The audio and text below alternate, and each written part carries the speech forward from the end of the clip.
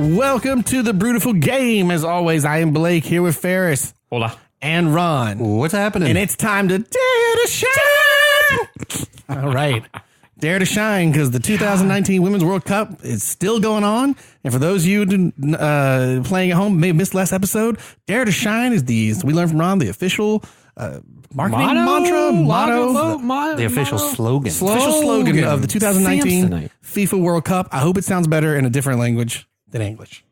Yeah, because it just kind of sounds condescending. Or as we've said, a whip ass 80s hairband. Yes, it is. Absolutely. Dare to Shine, the power ballad.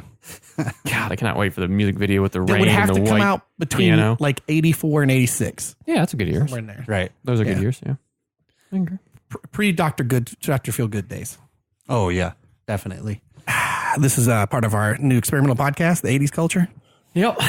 We were just rocking out to some Transformer, the movie. Yeah, the 1986 soundtrack. Yeah. Because the song Dare by Stan Bush sounds like it could have been written for the Women's World Cup if the motto's Dare to Shine. It's what? Dare to Dare win if you dare. All you can. Yeah. It's so funny. You can win if you dare. That's it. Yeah. You can win if you dare. If you just hear Magic behind that, Dare to Shine. It's done. Yeah. Before, obviously, we're going to talk about the World Cup. Yeah, no, a little bit of it. We're going to do World Cup. We got a little Premier League Vortex. A little bit there at the end. Gold Cup information. No Gold Cups. Okay, information. Gold Cup is going on. Yeah. Some people don't realize the guys are playing at the same time, but they are. And a little bit of Copa. Yeah, sure, we can get a little bit of that. That's just a smidgen. Just a smidgen. You're just going to do a quick line of Copa? So, we brought some beer. We sure did bring some beer. That's our other new Guess what we're going to talk about a lot today, gentlemen? How to do drugs. We'll do that too. But now, speaking of Dare, don't do drugs. Because I did the Dare program that told you not to do that. Right, and we were talking about how that would have been a better motto, slogan, whatever the hell it was, than it was, and then we did snowball from there. Dare to What did Dare stand for? Dare, don't acquire recreational ecstasy. I don't know. The Dare was obviously it had great impact on our life. But we all the thing is, you don't need to know what it means because everybody knows just Dare. Just stay away from it. We had the black shirt though. Remember the guy with the red letters? Yeah. Oh my God! I know. That's what I said. That would be so great. Yes. Yeah. I'm kind of frustrated. Yes. We could have a clothing line. We could have a band. We could have albums. Multi-platinum. Dare to Shine. And then it's on the back in the Dare thing with the breast pocket is got like a teacup. Yes. Yes. Yeah. Love it. With a little pinky up. Yeah. Pinky up, gents. Dare is drug abuse resistance education. Okay. Again, ain't nobody remembering that this many years on. I remember Gruff the crime dog. Fred McGriff. Was it Fred McGriff? Fred McGruff? Or was Fred McGriff, was he a baseball player? Which one? Wasn't McGruff the crime dog? McGruff was a crime dog. McGruff was a crime dog. Didn't Dare have something? I thought it was Fred. I seem to remember this character coming out at my school. Was he part of Dare? Yeah, or maybe they were combined efforts. They were like a collab effort back then. When you had the crime dog and then the Dare, whatever that was. I think truly when Ron headed out to China, we discovered our secondary pod show. Right. Secondary. Make it the primary. Make soccer and beer secondary. It's a lion. What was it? Dare did have a... How fitting is that? Holy Oh, yeah, I remember that dude. I do remember that. Yep. That is one ginger-ass lion. I do remember that. Yep. Yeah. Can you buy a costume? Can you see if you can buy a costume? That's creepy. The drummer in our band will be wearing the costume. That's what he wears when the Dare to Shine. Oh, wow. I hope your beer ties into that somehow. It absolutely does. Yes. Do you want to know why? I can't wait. We'll be talking a lot about America today, boys. A lot about America. Guess what we just had yesterday? The 4th of July? We certainly did. Guess what we just had for dinner tonight? Courtesy of That's right. you. We had some hot dogs. I even had lemonade. Do you know what would go good with all of that, guys?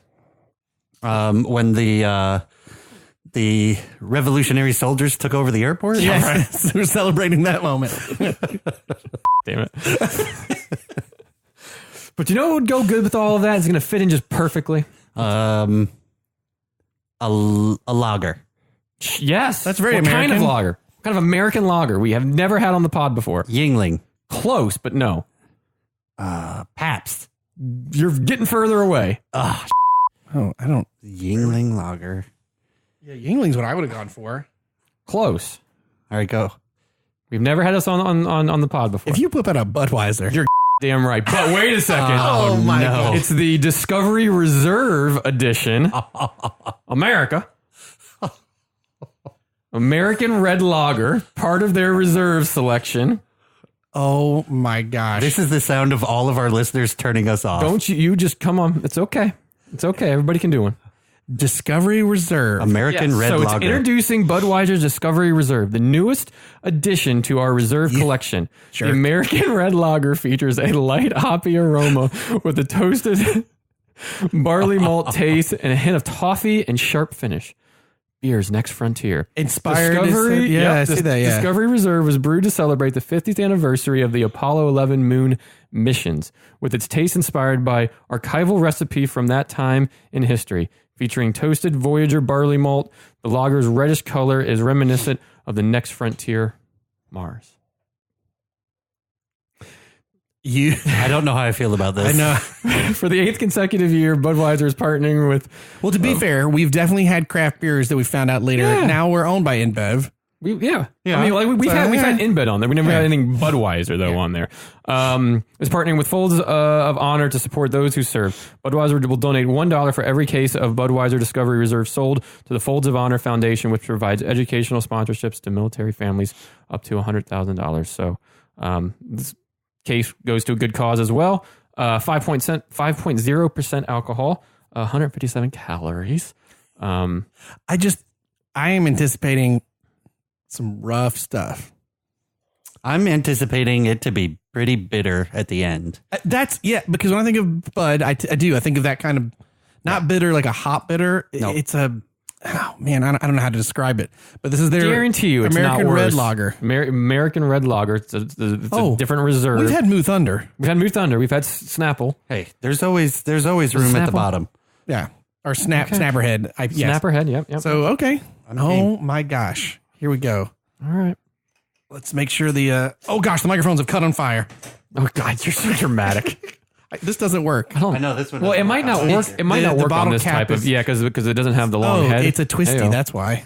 Oh, that's part of the problem. It's a twisty. Looky there, because it's like the short nose bottle. Yeah, it's a twisty. Oh my gosh. America. We're drinking. I'm not gonna lie. There were a couple of rando little things they've done that I've thought about being funny and bringing in, but I never had the balls to do it. You're welcome. But Ferris did. Yes, I did. Ron, yeah, you pour it. I feel like I need to drink this out of the bottle, like God intended. Exactly.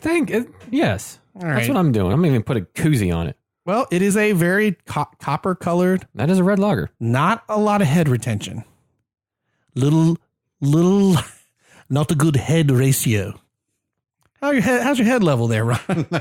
Oh, my head level's a little thin. It smells pretty good. Here's to America. Here's to the U.S. women's national team, the U.S. men's national team. Both will be in finals this Sunday. Cilantro.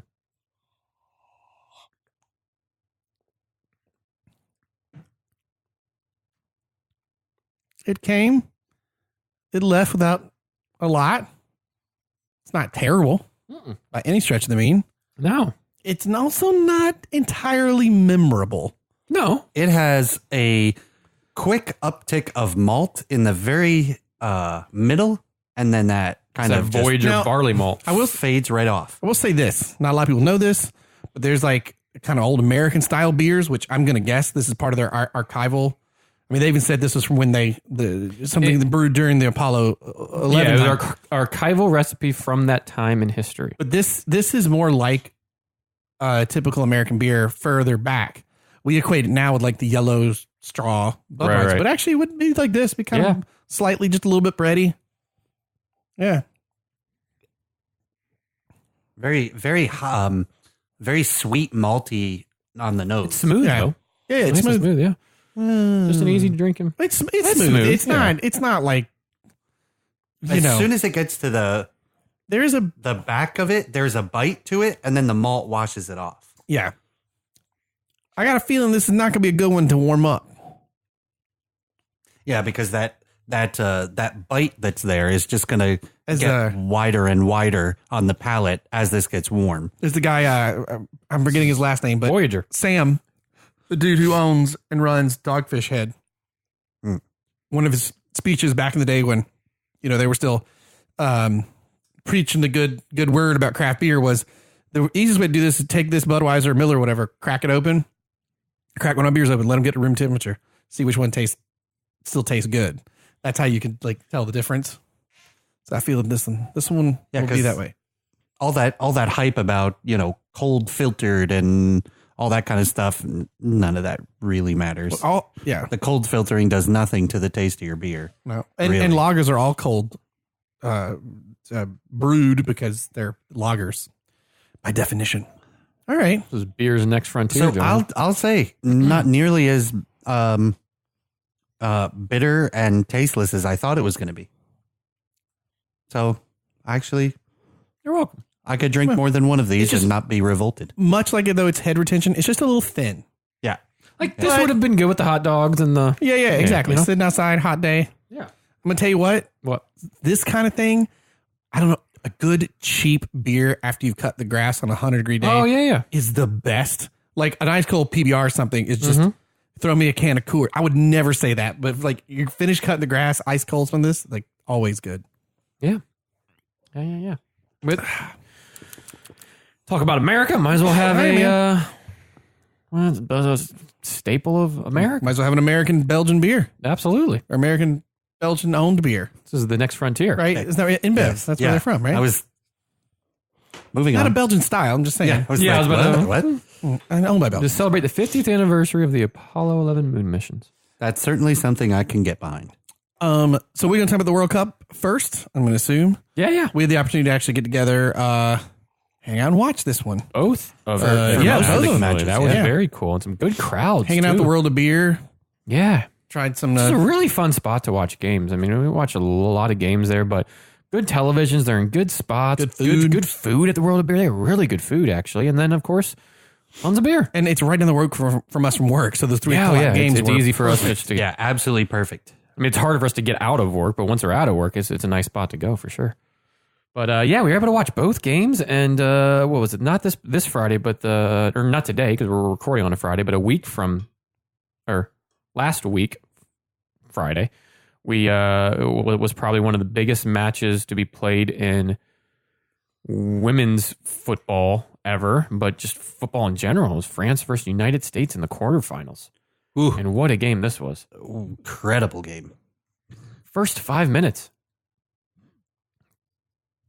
Megan Rapinoe comes out and just golazo that early after all this media talk about her and the Trump stuff and not going to White House and not wanting to go yada, yada, yada. And she just comes out and just absolutely awesome first goal. And it really sets the tone for this match. To be honest, she is this match for us. I mean, yeah. Without her, or quite the sneaky little free kick right there, gets right through to people. Goalkeeper can't see it till it's already past her. Score. I think we were sitting at World of Beer, and as soon as she hit it, I'm like, that's a goal. That is an absolute goal. And how it just it snuck all the way through. It didn't touch anybody. You thought it would have gotten some sort of touch and kind of turned the keeper the wrong way, but no, the keeper just didn't see it until late. And again, set the tone of the game off. Not necessarily how you would expect, where the floodgates would open and more goals would come flowing in after that.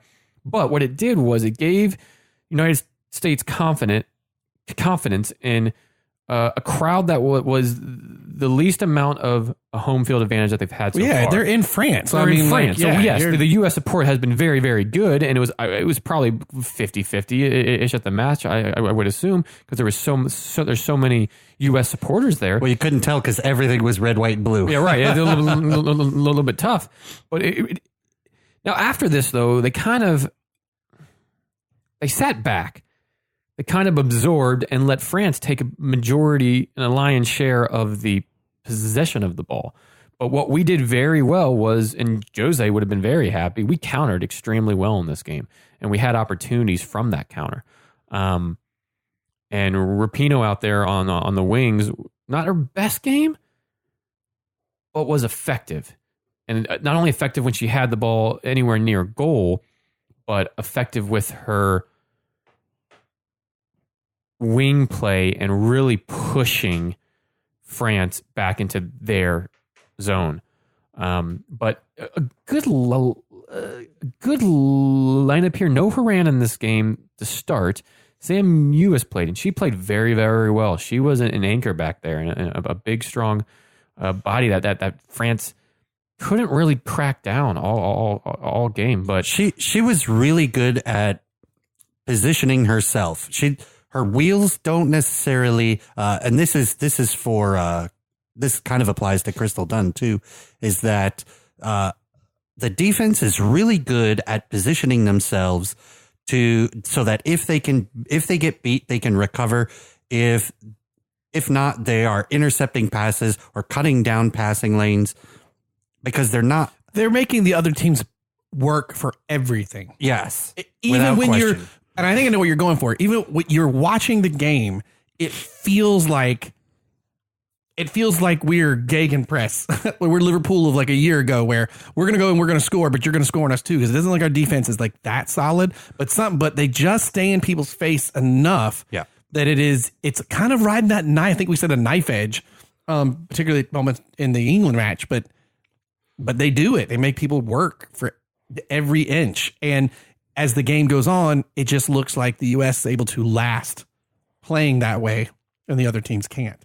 Well, and I think you said it earlier, Crystal Dunn, not usually a left back, has been kind of a converted left back, and she hasn't played great, but she did play well in this, and she shut she has the likes played of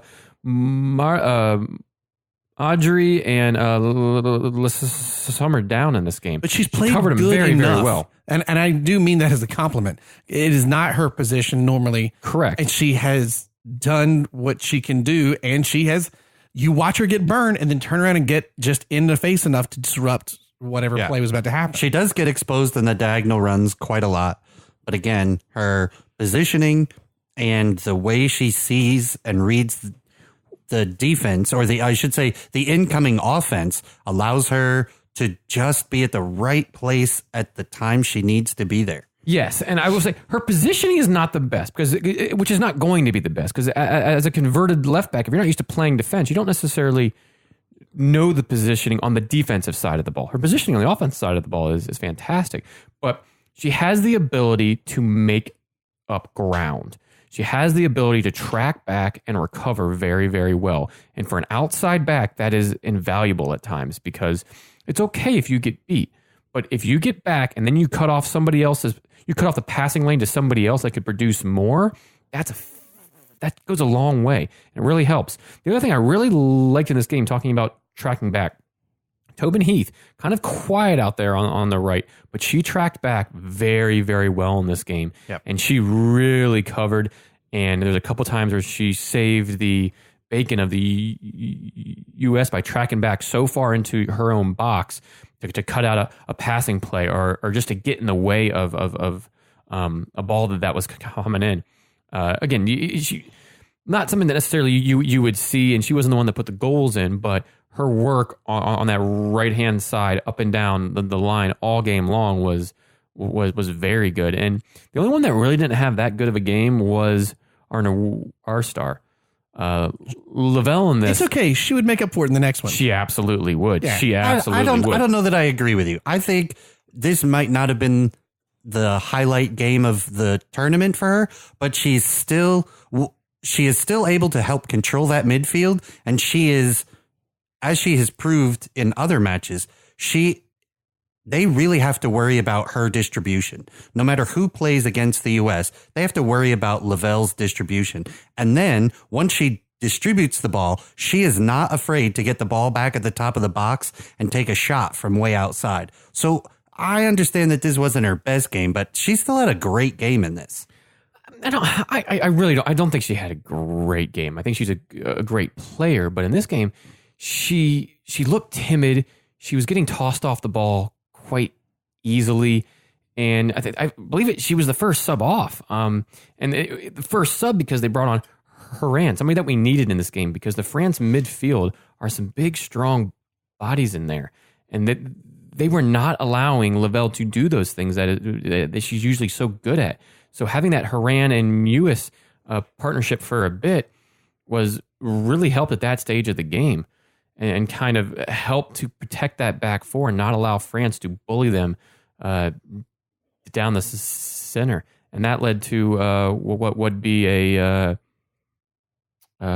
penalty kick, and it was caused by Lavelle, and you can argue if it was a penalty or not, but then I think VAR kind of ensued after that. that, and some shenanigans from France kind of ensued after that. I think letter of the law was a penalty. I agree. I think it was soft. But but in this tournament where they're doing VAR, and we will deal with one. They've called that before. We will deal with one in the U.S. England game. Talk about it as well. That didn't go our way. It's by letter of the law, and that's where VAR is going to change things. Things that were soft that in run of play might not have been called by a ref are now going to be, as long as it's consistent, right, and doesn't drag the length of game down. Although that is something this World Cup is dealing with. Yeah, VAR has not been as good in this. They have been consistent, though. I mean, I'll say that. Like, they did call this, and it's not like they ignored that similar kind of thing than a next game. It's consistent, but it is like adding a tremendous amount of time that I don't remember it doing during the men's World Cup. No, it didn't. The consistency also was kind of a downfall in this with the whole penalty kick and coming off the line. Yeah, they were consistent in calling that, but that's never been called before by VAR. And why was it called? They had to get rid of that rule. Right. So, well, yeah, we've talked a little bit about VAR on the last pod. We can go on and on about that. But did you see in this, while the VAR was going on, Alex Morgan took the ball first. And then they went back, they VAR'd everything, and then guess who stepped up after that? Rapinoe. Very interesting call there. I think Morgan was getting fouled a lot in this game. They were going after her, and she did a good job of holding the ball up a lot, which is going to kind of draw in that defender and cause them to foul. When she's holding it up, she's being strong, and then she's trying to distribute it out to the wings to Rapinoe or Heath. But she didn't look confident when she stepped up, and then they VAR'd it. And then I think Jill Ellis got word across, hey, give it to Rapinoe, who took the first one, and allow her to do it again. So, which is not always easy to do. I think that the strategy here went one of two ways. And I want to think that it's this way. It's a giant head game. Oh, yeah. Right? So Alex Morgan steps up. The keeper is thinking, okay, Alex is, when she takes penalties, she looks off, she does these things, and okay, now I'm prepared. So this entire VAR process, the French goalkeeper is just thinking about how Alex Morgan takes penalties. And then right after it's called, and the kick ensues, and the kick is getting ready, they swap out to Rapinoe, and now all that prep the French keeper had done now is useless. And so now you have the keeper on their heels just a bit, and maybe that's she's already been burned. The edge you need. Do you not think it was the other way, though, also, that Alex was getting fouled a lot, and they got into her head? Because they were doing some shenanigans by moving the ball back, by staying near her, by having the goalie come out during the whole VAR thing. Do you think that threw off Alex at all? So from everything I read, none of that was the factor. Rapinoe came out and said she told Alex to take the penalty, and then during the VAR, Coach Ellis found out about it and said, no, correct. We want Rapinoe to take it. So, I mean, not necessarily, right? It could be any of a number of things. Yeah, but even if that was the call that was made, it would still mess with the keeper's head. Yeah, I mean, I still think it goes both ways. Correct. Yeah. And for a penalty kicker to go up there twice in a game is not easy, because then you're right. That's where the mind games go. Is she going to go the same side? Should I go the same side? Should I just do the same thing? Should I do the same thing? Yep. Should I blast it to the other side? Or, should I do something different because I already did it before? It's not easy, but Megan Rapinoe stepped up and just very calmly and just, this was it. This was it was 1-0 at this stage, and France were pushing. This was go a long way to getting the win, and she buried it just calmly, coolly, and just boom. It was awesome. And then there was a little bit of an old butthole pucker up here for a little bit. Yeah. If France was throwing everything, because they had to, at it. Yep. And except maybe a little bad time management in the last 4 minutes of them. 5 minutes. It was odd. Well, but they scored in the 81st, and that really, you thought, okay, 81st, there's still some time left playing in France. It's only 2-1. All they need is one, just push it 2 extra time. And that's when, it got dicey, and it was nervy there for a bit. There was a very palpable shift in the momentum at that time too. Yeah. Well, because we were playing on the front foot just trying to score. And then we shifted back to the sort of hold the ball, and it just naturally gives them. Yeah. We switched to a back five, and we just absorbed. But they couldn't break us down. It was a very good move by Jill Ellis to move to that back five and preserve what it was that you had, which was the lead. Because this game, from all accounts, was the game that you win this team's probably, whoever wins this is probably winning the entire thing. Because these are the two best teams in the tournament, and they're playing in the quarters. So, yes, it was the quarters, but this was a huge game. This had a finals feel to it. And in the last 10-ish of the game, when Renard put that goal in, which was a sloppy marking off a set piece by the U.S., when she put that goal in, it was nervy. It was just hold on to your seats type of game. And thankfully, the U.S. ended it in a very professional way. They took the ball to the corners. They held the ball up. They got it to their zone. They drew fouls, and they took time off the clock. And Nair had a really couple of great saves in this. She's caught a bit of flack over the tournament for, her confidence of play, but in the quarters and the semis, I thought she did a phenomenal job. I don't think in any other nation she would get that flack if she wasn't the person to come in after Hope Solo. And Hope Solo was a phenomenal goalkeeper. She had, you know what I'm saying? I think I think in another team she gets less flack. I think it's real hard coming off of one of the best. I also think it's hard just because of the day and age that we're in. She's not out in the media. She looks like she's constantly mad all the time. Like she just doesn't have that personality that Hope does, or that Rapinoe has, or Morgan or Krieger, or so on and so forth. She's just kind of there. She does her job and she gets on with it. And she hasn't always been the best goalie. She's had her mistakes here and there, but she has been solid. And in this game, that's what we needed. Yeah. And she was very solid. On the other side of things, it made me worried about going into our next match because England just destroyed Norway. Well, yeah, they absolutely did. And England was scoring some fantastic goals all tournament long, and they did not give up against Norway. And they scored early in that one as well. And then it was kind of opened up the floodgates for England. And it made me very nervous going into July 2nd. Playing very, very well. Yeah. And then on the other side of the bracket, if you will, Germany, who a lot of people thought would be in that last four, or at least in the final game, they dropped to Sweden. Sweden beat them 2-1. And then the Netherlands took down the surging Italians 2-0 in the quarters. And even though Italy had to end up going home in the quarters, they had a phenomenal tournament. So Italy would hold their heads up high going home. Germany probably wouldn't hold their heads quite as high. No, but that was just kind of the tournament for them. They were kind of just there. They didn't really. Yeah. They're good. They're good, just not. A lot of other countries have stepped up. Yeah, right. We talked about this. How a lot of other FAs and a lot of other countries stepped up their games, and you have your Netherlands, your Swedens, Italy's that are really coming. Spain, right? We had a very tough game against Spain. Yep. That raised that bar, and Germany just kind of stood where they're at. They didn't keep raising that bar. Yeah, the Germans were not nearly as technical and clinical as they normally are. It was just very kind of... They opened a game against China.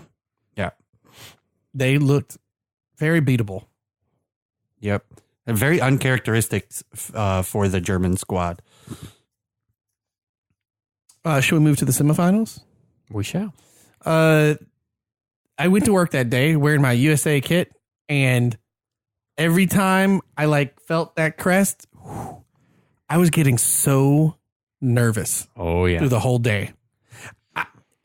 Good grief! 2 days before the U.S. celebrates its Independence Day from Great Britain, and we're going to go play England. It's so great. Yeah. Well, but and to be honest, very similar with France of going, oh, guys, it's their home country. That's their World Cup. We saw what Russia managed to pull off in their own World Cup, where they had that great run, and hoisted by the local crowd. And I just didn't know what was going to happen. But man, England, they had me very, very worried. Yeah, they've been playing very, very well up to this. So every right to be worried. This is the tougher side of the bracket too. And no Rapinoe got nursing came out an injury hour before the game. Yeah. Yep.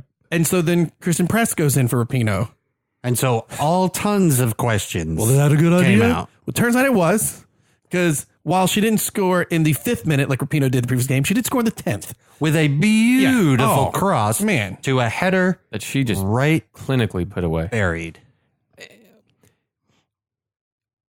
I will. I've always been a big, and you guys know this. I've always been a big fan of Press. I think she is a wonderfully talented striker that works hard and is really good with the ball at her feet and can put that ball away with such pace anywhere in the box. She didn't put it away with her feet in this game. She put it away with her head, but which was so great. Absolutely, and it was okay. Well, I think she is deserving of the start. Everybody kind of went, "Wow, there it was." And while we still didn't know why Rapinoe was out, the news hadn't come out yet as the hamstring. Exactly why the hamstring. But throughout the game, I think Press for me she was not, but she should have been the player of the game. Her work on the field, the entire game, she stayed in the entire game. Yes, she scored that goal. And there were other talking points that we'll get to here in a bit. But her work off the ball, she pressured the hell out of the England back four when she didn't have the ball. She chased them down like a bunch of, like a bulldog in a junkyard. She was all over them and really caused some havoc back there. And I thought she had a wonderful game. She ran the channel. She passed it well. There was something in the second half where she stole the ball from the defender and almost curled one in for her second. But she had a wonderful game in this. And it was good to see that she got the start and good to see that she got on the score sheet. Good to see she got on the score sheet early. And we needed it because England was going to score in this game. And they did. I mean, they scored in the 19th minute, but I don't think that was a doubt. You knew they were going to score. We needed to get one quick. We did. This was a scrappy match. Yeah, we scored early against Spain. We scored early against France, and boom, here it was again. And I called it early on, actually in the match to Ron. I said, I think England is going to play this game with 10 women. I think they are going to get you called that early. A red, because there was an aggression and a yellow card so fast against people that were not changing their aggression at all.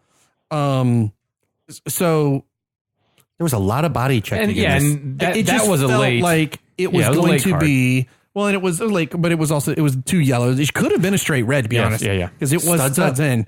But a second yellow leads to a red for Bright.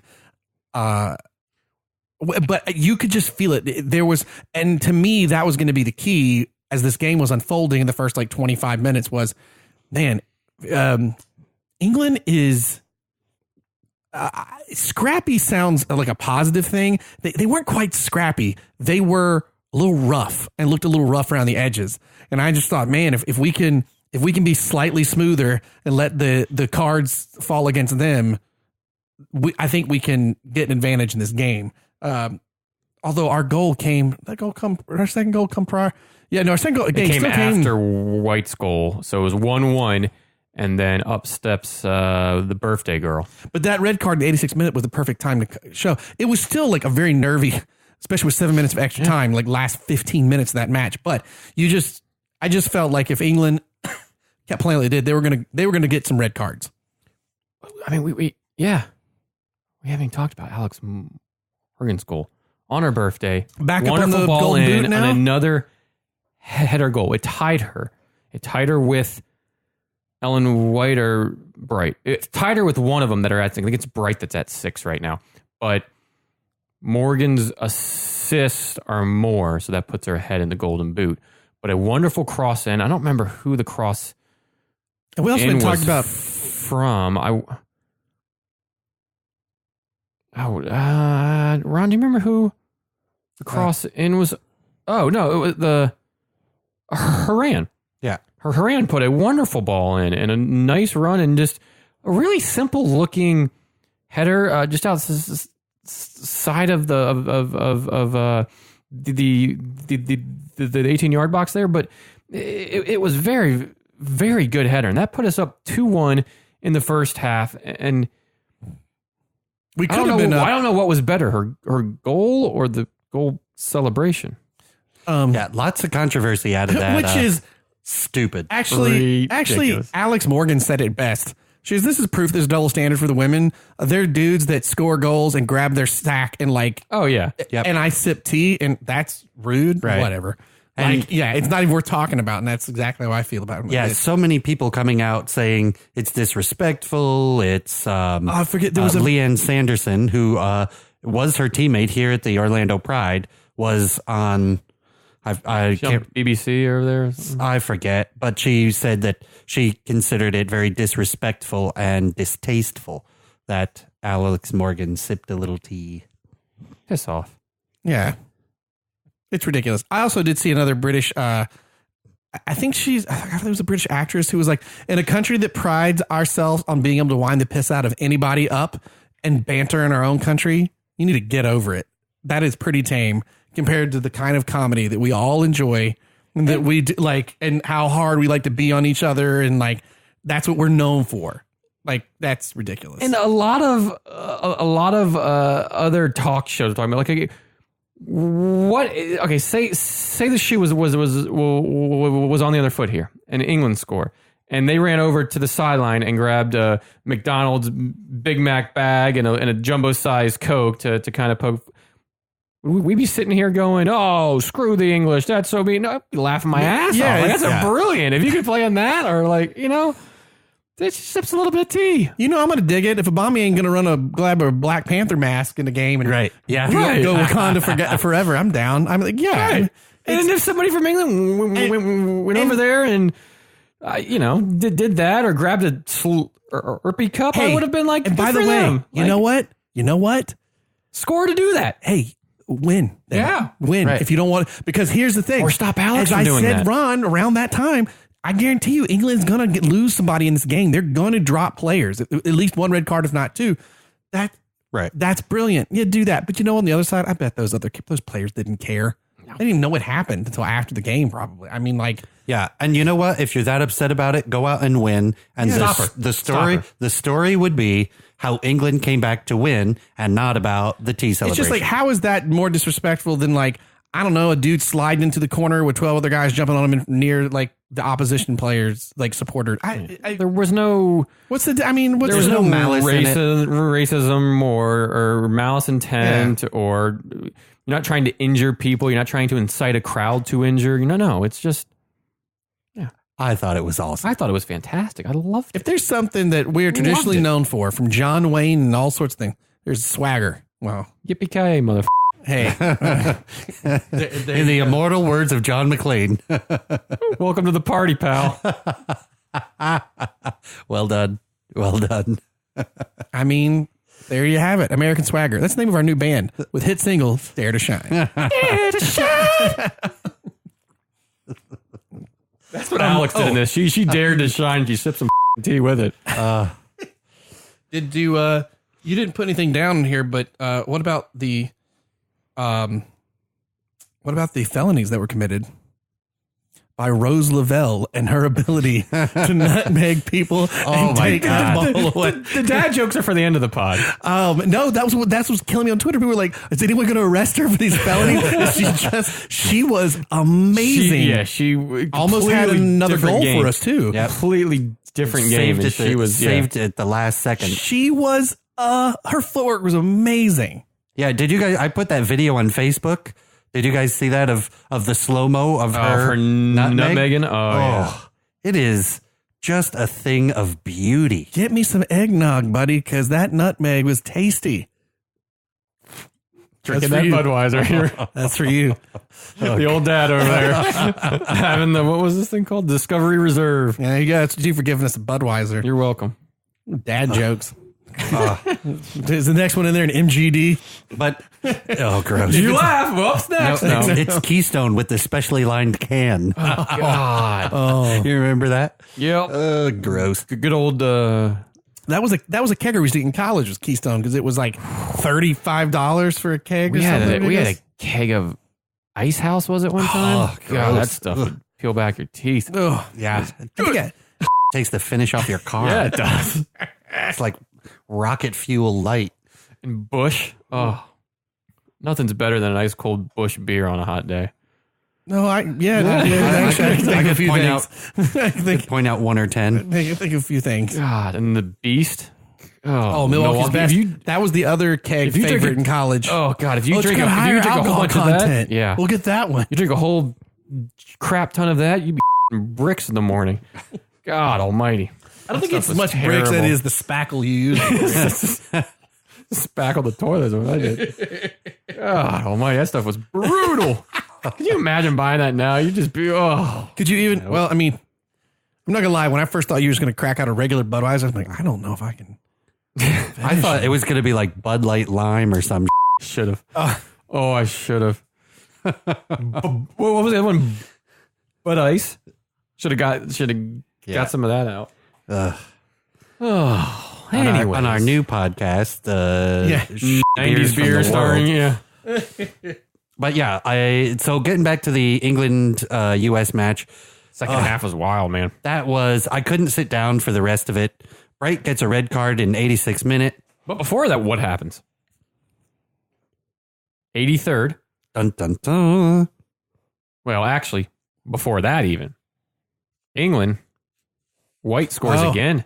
Yep. Called back offsides by like her Just pinky toe yeah. nail on her, just barely. But it was offsides. It was the correct call. She was just past the line. Again, letter of the law probably wouldn't have been called in run of play. Correct. But courtesy of VAR, they did go back. So then we go on the attack, right? We then score. It's called back. Right? Yeah, we had an offsides Alex Morgan goal. Yeah, offsides. No VAR though. Right. And they looked, and she looked on, or now, I'm a one of little- our players looked on from all the angles that we at least saw. But it was weird as Fox didn't elaborate on that too much. Looking online, it seems that VAR was used out of the booth, and they were like, "You don't need. It's clear. You don't need to look at." They did not feel. The ref on the field did not feel the need to go and look at it. We never saw the ref put her hand even towards her ear and stop play. It just kind of, it was called and they moved on. That's what was weird about it. And when we saw the replays, Yeah, she looked on. she was pretty well on by just under half a stride or I so. thought the hair that White was off for the England goal, we were onside by a hair on the other side, But they needed the R, and then it happened so quick. They went back down the other side of the pitch, and England countered very well, held on to a little bit of possession, and then they hit a ball in, and it looked like White just whiffed on the ball, right? I think it was White. Just whiffed on this amazing chance right in front of goal, a cross ball. Well, then they VAR that. Becky Sauerbrunn. And this is another one of those would not have been called in run of play. This was VAR. Yeah. Long story short, White goes back for the kick. On her swing back is where she hits Becky Right. and causes her leg to go off and kind of whiff the ball. So this is where VAR is interesting because run of play, this doesn't get called, but in VAR, they look at it by letter of the law. It interferes with her ability to score. So it's a penalty kick because intent isn't taken into the equation. Right. But the weird part of it is that it took this is kind of a shining example for the entire tournament. It wasn't a clear and obvious error, because they had to look at that replay Very tough, yeah. for there was a part of me that thought it would come a back long and time. hold a save or that she just missed the ball because it would not be a clear and obvious. And then they called it. But if it's, to me, and this is just my opinion, if it's clear and obvious, you should be able to go over there, take a look at one, maybe two angles, and there's a clear and obvious error. I'm out. Here's the call. They were in that booth or looking at those replays for almost 4 minutes. Because Becky didn't do anything. Yeah, she think was that's just what makes running. it hard. It was on the back swing.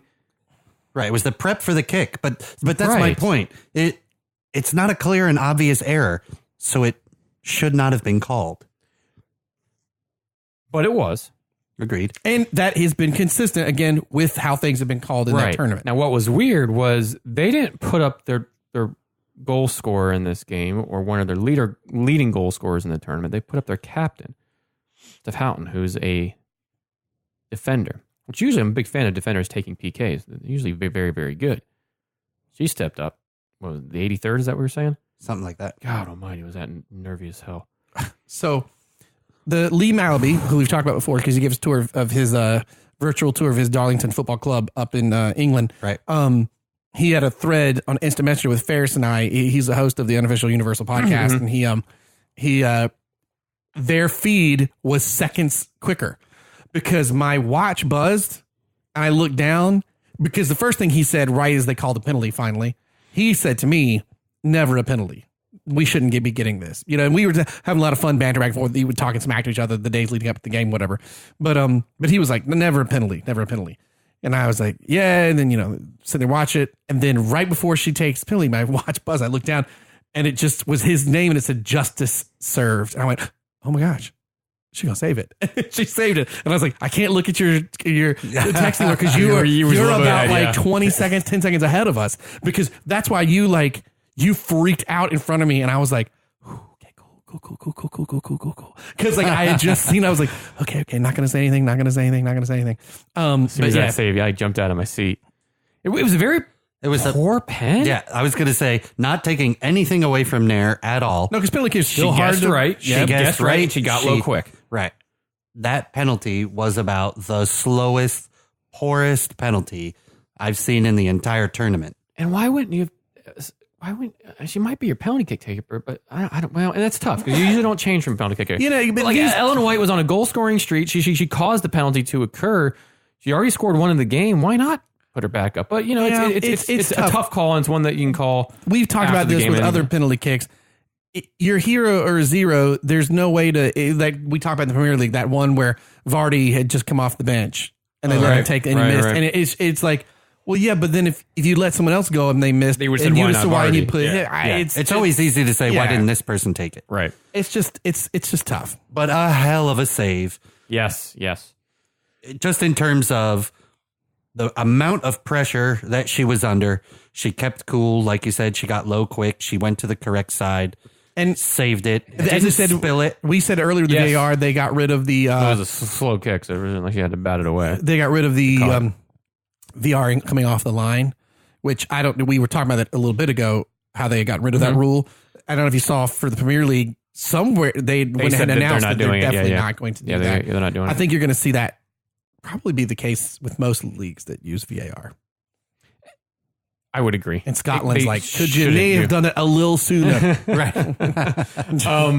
But Nair, this was her first challenge, really. I mean, when you think about it, she hasn't had one of those miraculous saves yet or one of those Hope Solo essays, but this was a big moment. What I liked most, though, was, I don't know if you guys noticed, after she saved it, Julie Ertz and a couple other players are so excited. They go to hug her, and she's like, "Get off me! Get up the field! Like, get off of me! Like, let's go!" Right. It wasn't so much of like she's gonna celebrate. She's like, we still have a game to finish. She even stuck her arms out further and was like, "Get away!" Yeah, she's like, "Get away! Go up the field!" But Nair had some very good saves in this at full stretch. Oh yeah. To rob to rob the English of tying goals 2 or 3 times after this PK was taken. And man, she stepped up huge. The reason it wasn't 2-2 on a few occasions was specifically because of Nair. And the lobster backs go home. Anybody? That's a little Revolutionary War insult for you. A little throwback. Here's those red uniforms. Thank you. A little history lesson for you. Discovery Center, Budweiser. No. If it's Discovery's channel, then it's the aliens did it. Yes, that's true. That's true. Or is it the History Channel that's now? the History That's the Channel. History Channel. That's the History Channel. How does she save that goal? Aliens. Aliens. The crop circles unhelped her. Ancient aliens. Oh, man. 2-1 U.S. over England 2 days before Independence Day. Quite fitting. Great. And the U.S. are on to their second in a row. We are going to gather at our local World of Beer again. Yes, we we go certainly are. catch that Sunday. A little And brunch. who will we be playing on this Sunday? The Netherlands. The right. Netherlands. Who take Sweden down to second extra time. That's good for us. Sweden just didn't have the gas. But No, they did not. But that means the Netherlands play a bit more than we had to. We get a little bit more rest. Yeah, and the Netherlands front three is what we really have to focus on going into the finals game. They are a really good front three that can move the ball and put the ball in the back of the net. However, their back line is something that we should be able to exploit. And we should really go after them and attack it because that's where we can get some goals and hopefully we get a couple of early goals because their back line is not that great. And what's in the Netherlands? What city? Amsterdam? Famous? Amsterdam. So Morgan can literally do her teacup thing again. But looks like it's just Smoking a spliff in the coffee shop cafe. Wow. Change my celebration. Wow. Dare to shine. You know what's not shining? This beer as it gets hotter. Yep. Yeah. It's syrupy. It's syrup. Yep. I That feel like malt, I'm, that malt in the center is I feel like I'm drinking a Coke that went flat. You know, you got just syrup. Yep. So That's the next. We went from Budweiser to Coke on the pod today here, gents. America. that's our final. I should say the third place game is the Saturday prior, and that'll be Sweden and blah, blah, blah, blah, England. Obviously, say Sweden and England. I'm gonna be shocked if England doesn't take this. If they don't, it's because they're just mad. But England, I feel like just should take this. tired. I would like to see England do it. I like to see them get out of third place. They have earned it.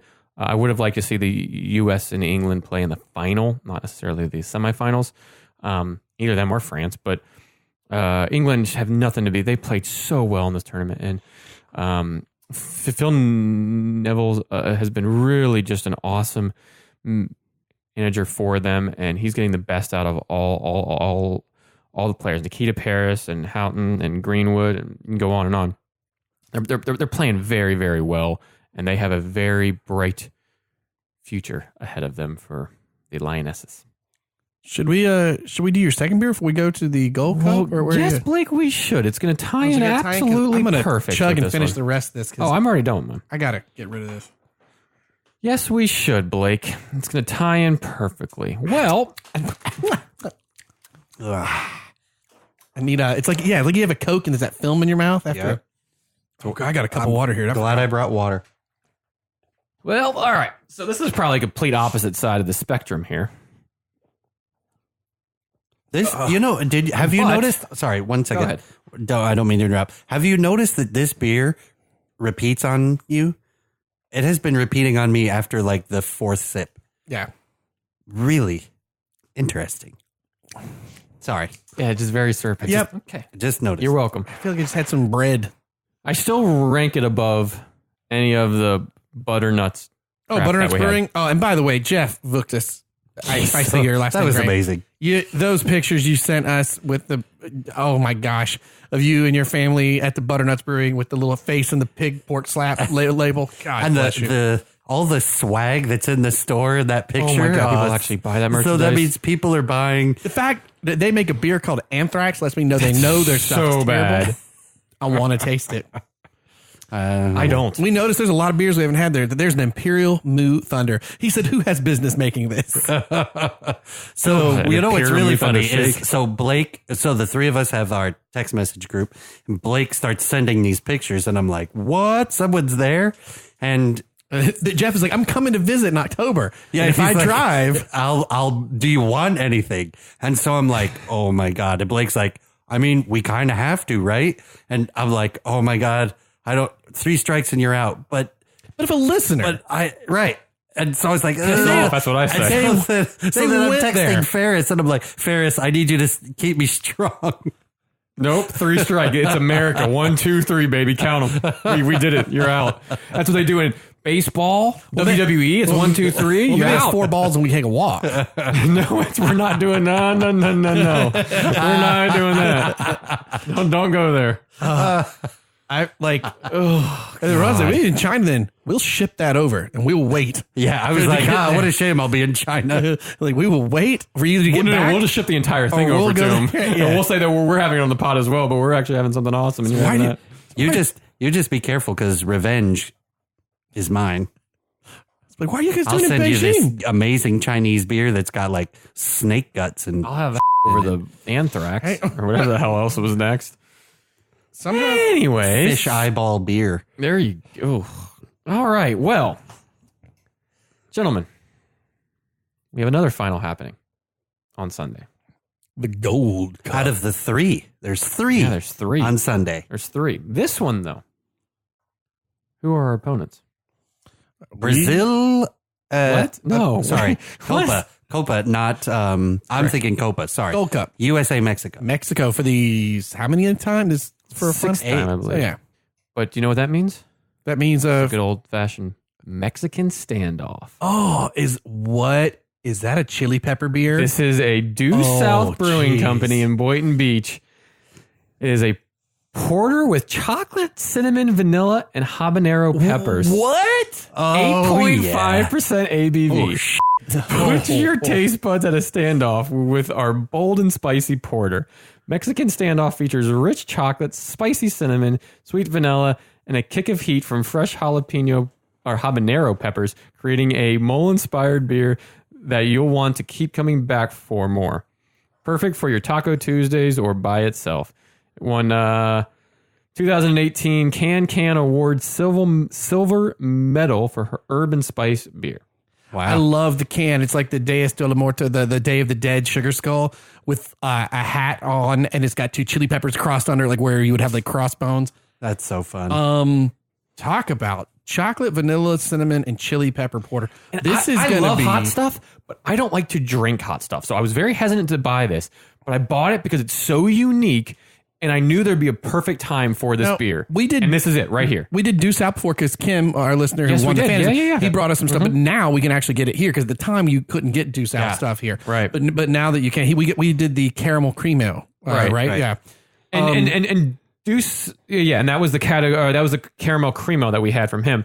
And they're known for a lot of their like category 2 IPA or category 3 IPA, category 4 or 5, which is a double IPA, and yeah. And I don't know if we talked about this in their previous pod, but they're veteran owned and operated. So another appropriate. Yeah. Again, in Boynton Beach. So I was going to think about doing this in the can, but I mean, the porter and stuff, you kind of want to get it out into the. Yeah, I'm going to pour this bad boy into a glass, man. Let's do it. So I brought you Budweiser, but you know, I came good on the back end. You finished strong. Name of your sex tape. We've got to stop watching Brooklyn Nine-Nine.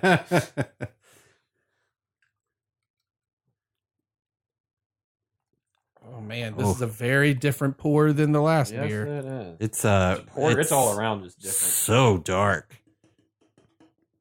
Good head retention. Nice, good brown head too. It's not like that. Ooh, smell it. White creamy. Oh y'all, this is this might make you wake up in the middle of the night. And smack yourself. Woo. Okay, so one more time. It is a porter with chocolate, vanilla, cinnamon, and chili peppers. Habanero, you said. Habanero peppers. All right, Mexican gentlemen. Standoff. That's a great name. Go USA. All right. Let's launch it.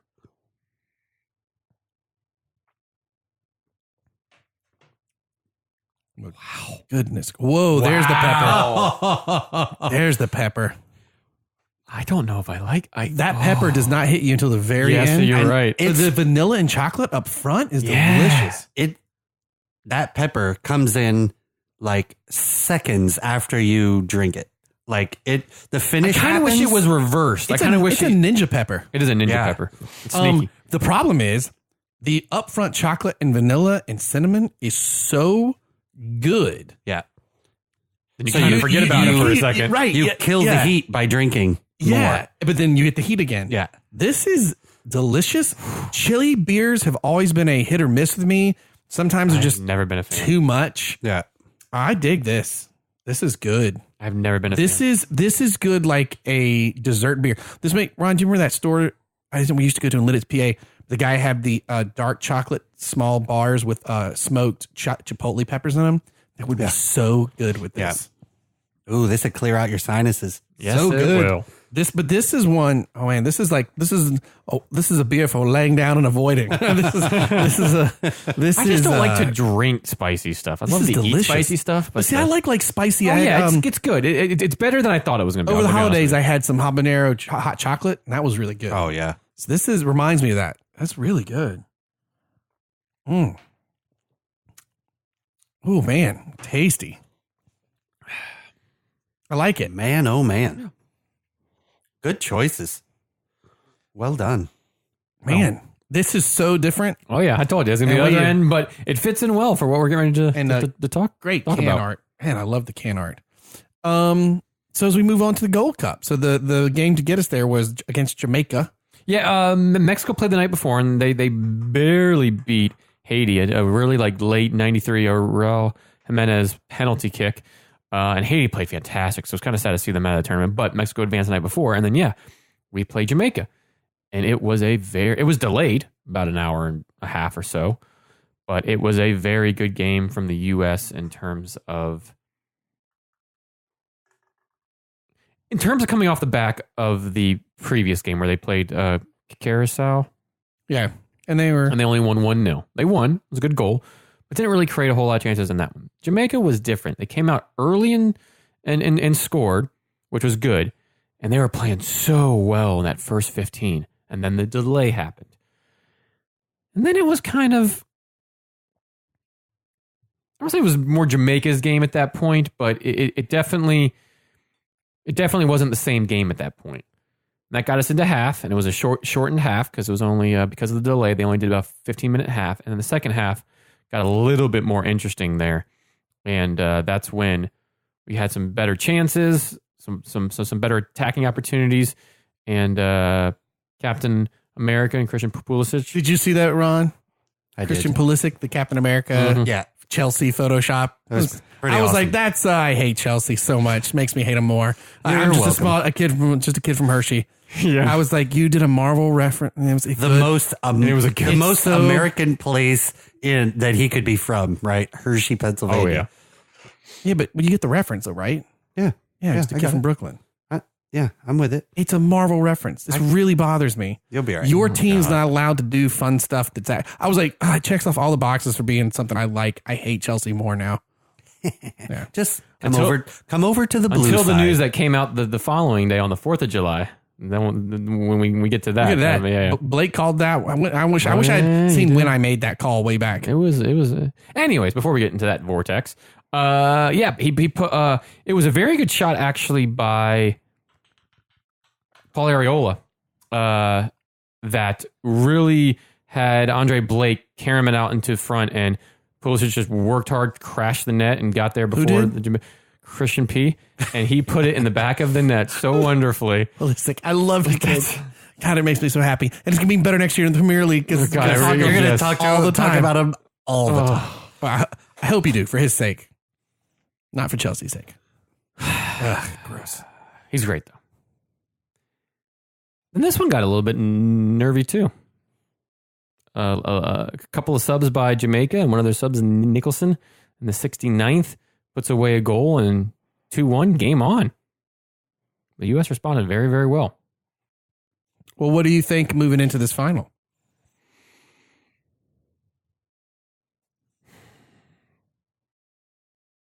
Oh, wow. I dropped the koozie, so I was going down there to stall for time, I think. I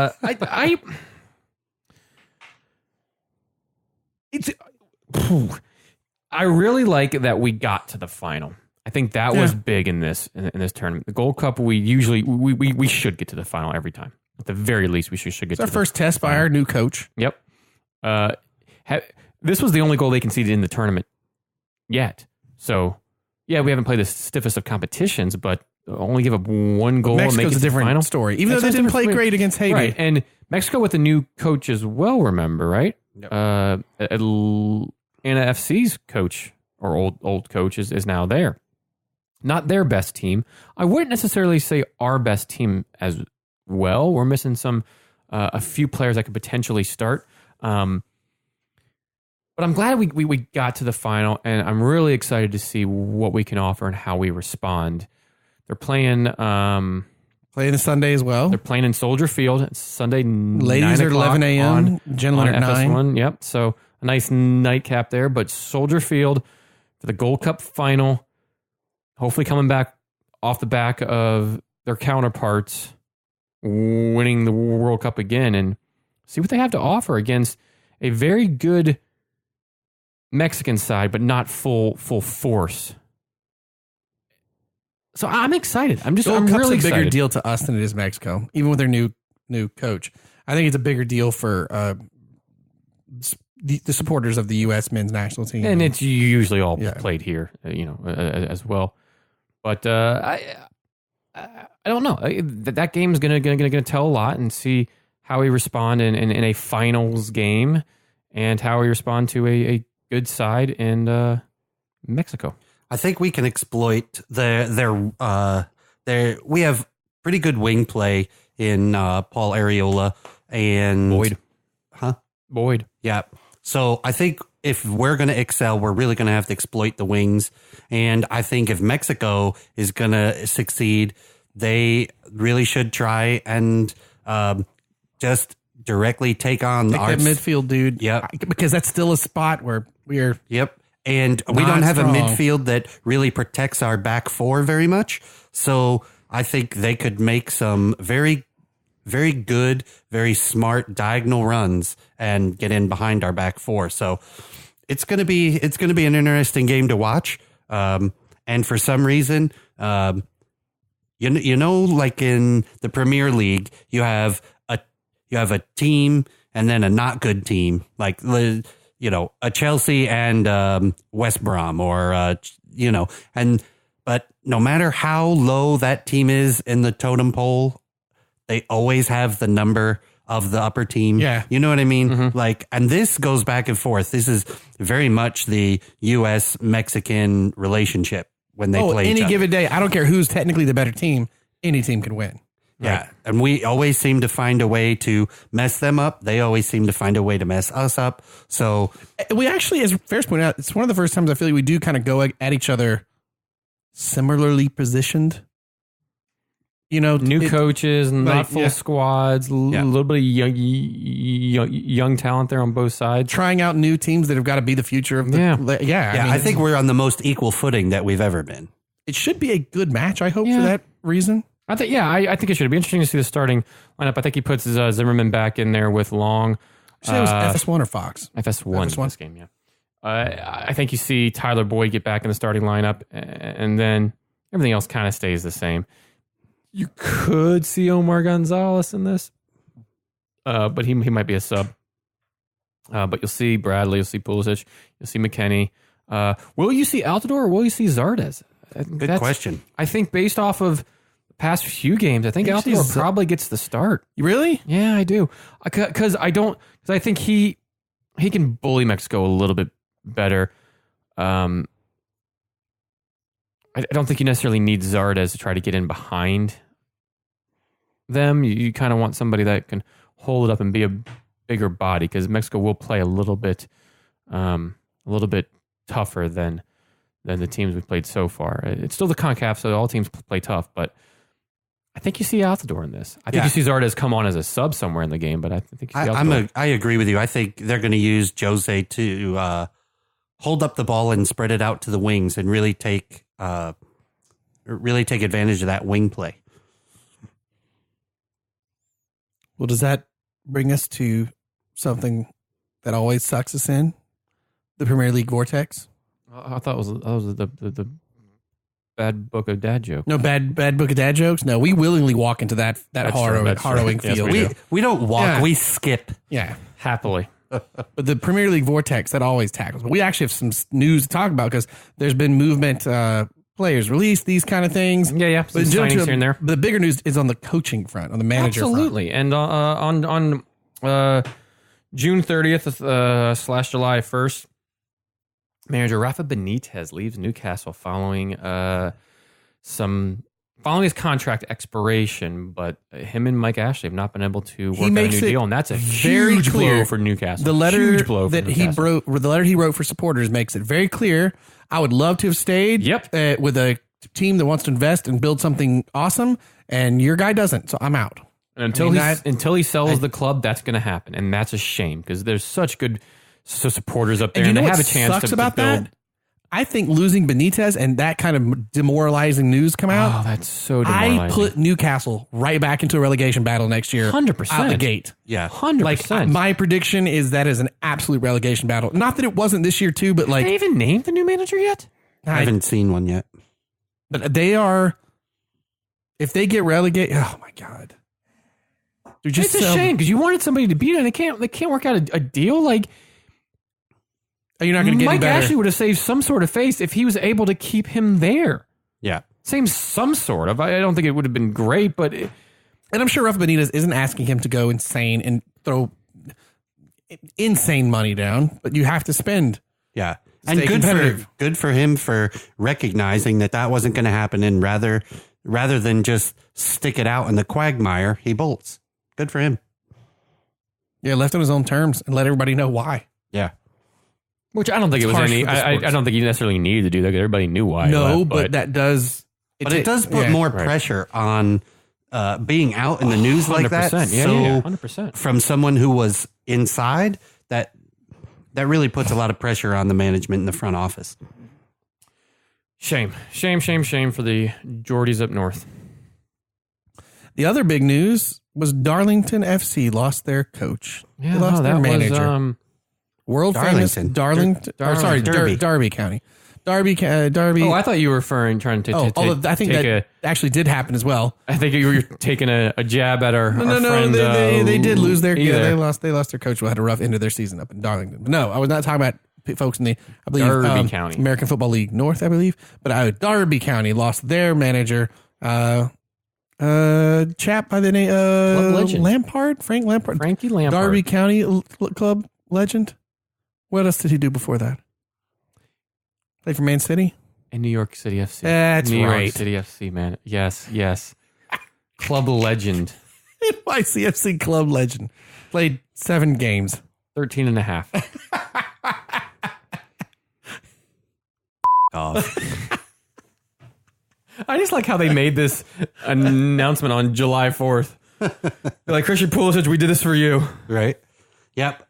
Chelsea, one legend returns and one legend leaves. Well, and actually, you had 2 legends return because didn't Czech sign earlier in the summer? Because he's now your He's an assistant something coach somewhere. player development of tall people coach or something. Tall people. I don't really know what exactly it was, but it was some kind of made up title there. But Gianfranco Zola leaves the club, which is Well, he was always going to go with Sarri, though, right? yeah. I mean, I don't think he's with Sarri, but he was always going to leave when Sarri left because he was brought in with Sarri. it's still Sarri brought him in. Whatever. it still sucks because he was probably one of the better members. Oh yeah, but I don't think anybody's really. I don't think anybody's looking at that too much. I think everybody's looking at Frankie. This is a best case scenario for Chelsea coming because in. I think no matter how this gives Chelsea a chance to be a rebuilding team for the year. If it's not a great year, but it's a rebuilding year, having Frank Lampard keeps maybe the fans from revolting. Do you know what I'm saying? Like if it was another something like Kind of like Ole Gunnar Solskjaer at Absolutely. Man United. Pulls Yeah. at the heartstrings there a little bit. Yeah. And with their transfer ban, hopefully he can get some of this young talent that's been out on loan and wherever else, and he can kind of cultivate them and say, they look at him as somebody. Have they announced the what's what I'm looking for? Appealing of that? Like, is that overdone? No. The transfer ban is standing. It's been pretty quiet.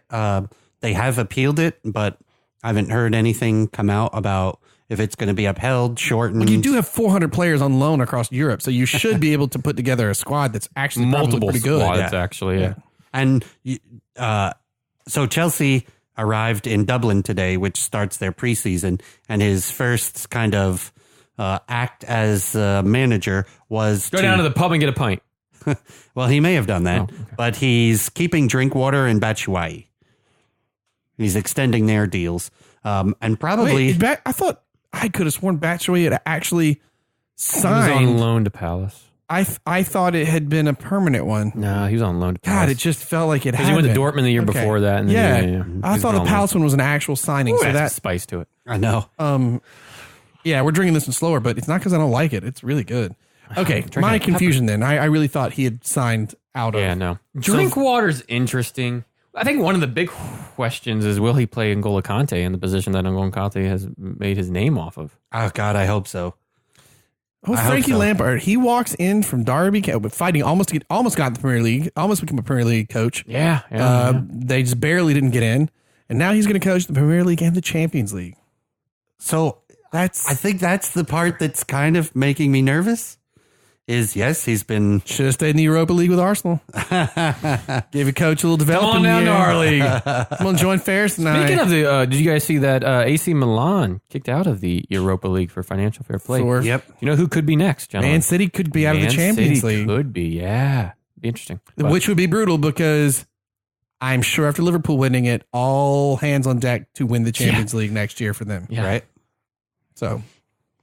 So yeah, it's going to be interesting to watch Chelsea start the Premier League season. Frank Lampard, he becomes I don't want to say like a Klopp for me, but he's a guy that like, I don't like Chelsea, but I like Frank. I'd like to see him do well. Yeah. So he's a good dude. Yeah, it's like Klopp, Solskjaer, and now we're down to like Lampard, top 3 fun managers. Different, not like all different. Not like Conte, where you wanted to go join him in an Italian restaurant with a glass of wine. But like Frank just seems like a cool dude. Just seems like a good dude. And seeing him, some of his speeches and stuff for it after matches at Derby were awesome. Like, and he just loves the game. So, and I think that is a thing that they need so bad over at Chelsea. He just seems like, and from everything that you've either read or heard from the English media, he seems just like a very genuine, humble guy that just loves the game with so much passion and loves Chelsea and NYCFC with so much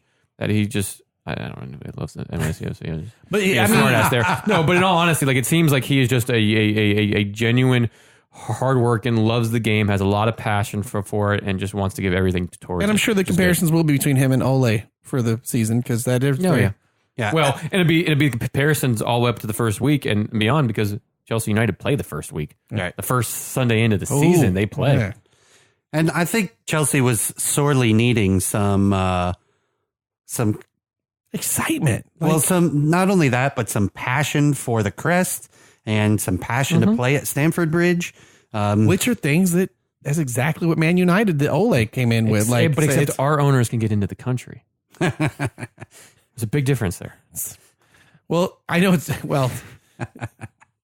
your owner can get to the UEFA or Europa final, but they can't. Yeah. Well, there's a lot of talk of him selling. Oh, that's been real prominent this go around. Yeah. Who sells first? Abramovich or Mike Ashley? I think it's pricier on the Chelsea end, but I feel like there's more money to be made. I think that'll get sold first. I don't know. I think he's going to be as non-committal about selling the team as he has been about a lot of things. So I think they sell second. I don't know. We shall see. I know if you ask one fan base, he should sell tomorrow. Right. And then the Chelsea fan base is kind of like, it'd be nice if he sold, but he just can't get in. Good for him. He's on his yacht. I feel like it's the right move, though. I mean, I don't know who else you'd get that would bring the sort of excitement and unification that Chelsea sorely needs. Yes. That whole thing of every few years with every coach, where they've lost the players, they've lost the fraction between the coach and the manager and the owner. And you know what I mean? Like, just. And no one else is going to have that down to earth realization that the squad's what you got. Yep. You're not bringing anybody else in. You bring in a Benitez or you bring in there's no side of somebody it, else. right? They're going to want to bring in players. They're going to want to bring in their own. There's none of that. You're dealing with what you got, and you have to do that based on the crest and doing all those things that you just. But that helps about. out Frank, because if you it does absolutely. If you win it plays to his strong suit, so it was a good hire in that sense. If you manage to win a few Champions League games, be competitive. If you manage to have a competitive season, I won't say you necessarily top 4. I think that's going to be. That's just going to be hard next year. Anybody that isn't Liverpool and Man City. You can just pencil in 2. Or no, you can pen in 2 right now. Everybody else is just penciled in. So, but those things, knowing that like they have the ban and all that, I feel like that really plays to letting him get his feet under his ground without sort of a microscope of what are you doing? You've got all this available to you and you're not pulling it off. I think it might help him. Yeah. So the appeal was not successful. So the next 2 transfer windows, we are banned from signing players, which means next summer you can sign players. We can sign them next summer. So we can't sign them this summer or in the winter transfer. You can if you already retain them, because what was it? Kovac was because he was on the books on loan. The loan hadn't expired. They were able to offer him a permanent deal and make him permanent. You can't sign anyone new. Correct. Getting Batshuayi back's like having somebody new. Batshuayi might actually be really excited to come back and play for Frankie Lampard. Yeah, he's probably going to get the a start, because who do you have aside? You have Giroud, Pulisic, Batshuayi, Pedro. But I don't know that Willian's been like slowly, and maybe that's just attitude, and maybe Lampard will help bring that around. Pedro, you have, but I don't think he's really going to be that much more fit, a 90-minute fit, all that much longer. Alonso's cooled off last year, so it's going to be interesting. I think Lord only knows who comes in off a loan. I mean, at one point you had Kevin De Bruyne and Mo Salah out on loan, so maybe they come back all of a sudden. Be like, let's recall them from 13 years ago. And we're not that far away. 5 weeks. 5 weeks. That's crazy. United, I think, play their first preseason. This week was their first week of training, and they play their first preseason game next Saturday, I think. Are they in the International Cup? Are they doing things? They are not this year. If they are, then they're only playing their games overseas in China and Asia. Yeah. Arsenal's here this year, but nowhere nearby. Would like to have gone, but I don't think I can pull it off. Was that it for our Premier League news? Pretty much. Yeah.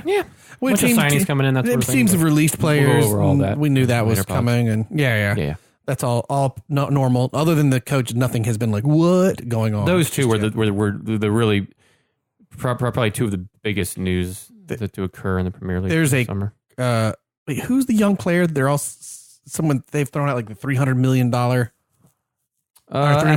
Madrid, who will actually be here July 31st, signed Wow Felix, or I don't know how to say his name, but the third highest player. There's already been some money dropped. Oh, and other clubs are like, oh my gosh.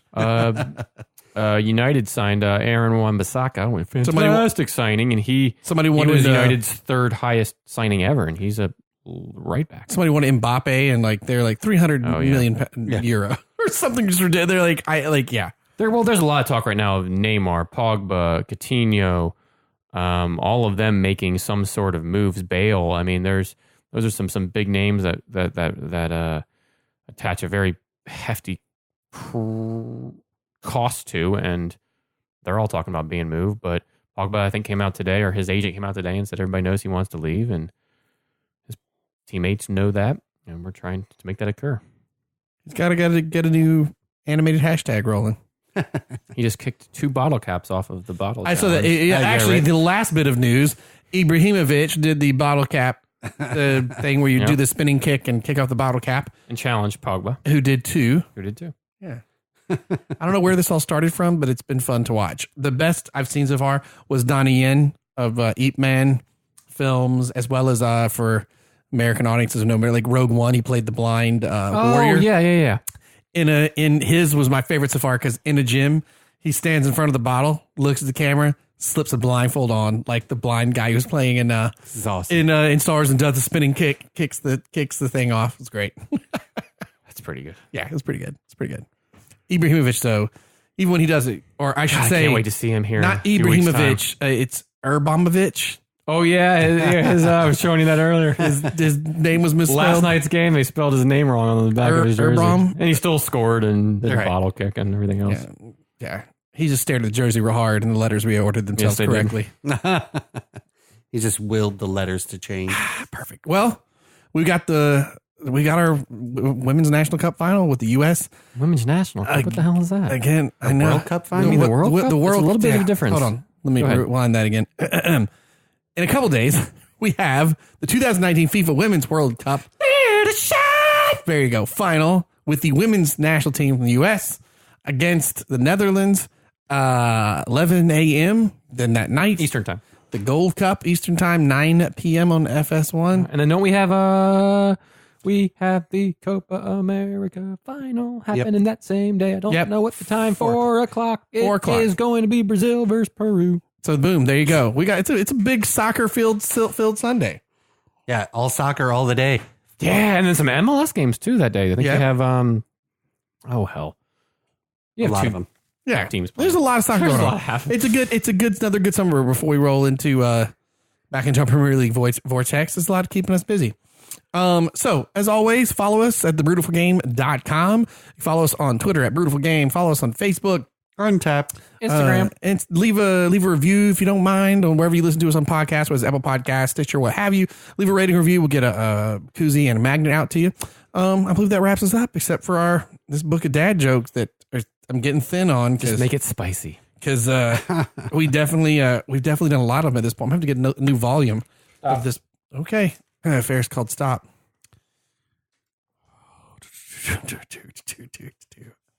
Oh, man. That's a good sign. That's a real good sign. Okay. What happened when the dad bicycle salesman broke his ankle? He struggled to peddle his wares.